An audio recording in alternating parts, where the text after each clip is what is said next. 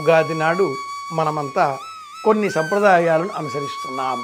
ఉదయమే లేచి నిత్యక్రియలు పూర్తి చేసుకొని శరీరమంతా కూడా తైలమర్దనం అనంతరం బొట్టు పెట్టుకొని శరీరమంతా నువ్వుల నూనె అలదుకొని స్నానం చేసి కొత్త వస్త్రములకు పసుపు కుంకుమ చివర్లకు తాటించి ఆ కొత్త వస్త్రములు ధరించి అప్పుడు మామిడాకులు కట్టాలి. లేవగానే నోట్లో పదుంపుల్లో వేసుకొని మామిడాకులు కడుతూ ఉంటారు అనేకులు. అది పాపం. ఆ సంవత్సరం ఆ ఇంటికంతా దరిద్రమే. అలా చేయకూడదు. స్నానం చేశాకే ప్రధాన ద్వారానికి మామిడాకులు కట్టాలి. అనంతరం పూజాగదిలోనికి వెళ్ళి పరిశుభ్రం చేసి ఆ పూజాగదిలో దేవతారాధన దీపారాధనలు అన్నీ శుభ్రంగా కొనసాగించిన క్రమంలో పంచాంగమును పూజించాలి. ఉగాది పచ్చడిని సిద్ధం చేసుకోవాలి.